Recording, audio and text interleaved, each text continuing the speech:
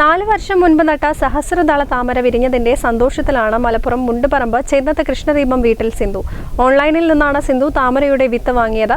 ലോക്ക്ഡൌണിൽ വീട്ടിലിരിക്കുന്ന സമയത്താണ് സോഷ്യൽ മീഡിയയിൽ സഹസ്രദള താമരയുടെ വീഡിയോ സിന്ധു കാണുന്നത്.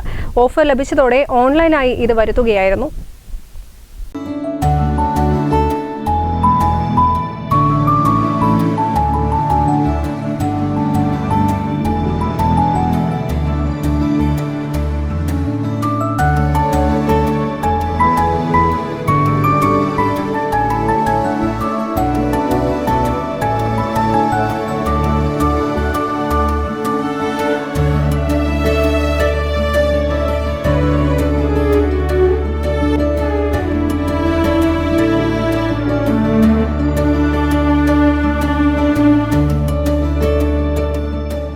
അഞ്ച് കിഴങ്ങാണ് ഓൺലൈനിൽ വരുത്തിയത്. ഇതിൽ ഒരു തണ്ടിൽ പൂവുണ്ടായെങ്കിലും തണ്ടിൽ വന്ന കീടബാധ കാരണം കൊഴിഞ്ഞുപോയി. തുടർന്ന് ഓൺലൈൻ സൈറ്റുമായി ബന്ധപ്പെട്ടതോടെ ഇതിനുള്ള പരിഹാരവും അവർ തന്നെ നിർദ്ദേശിക്കുകയായിരുന്നു.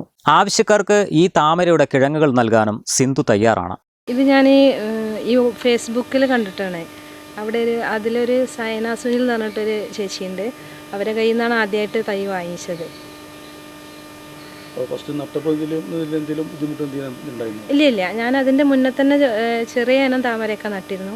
അപ്പോൾ അന്നുള്ളൊരു വലിയൊരു ആഗ്രഹമായിരുന്നു ഒരു സഹസ്രദളം വിരിയിക്കണം എന്നുള്ളത്.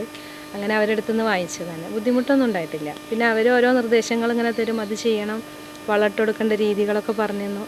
അങ്ങനെ ഇപ്പോൾ പൂവിട്ടതാണ്. മലപ്പുറം മദീൻ സ്കൂളിലെ അധ്യാപിക കൂടിയായ സിന്ധു ഒഴിവ് സമയത്താണ് ഇതിന് മുൻകൈയെടുക്കുന്നത്.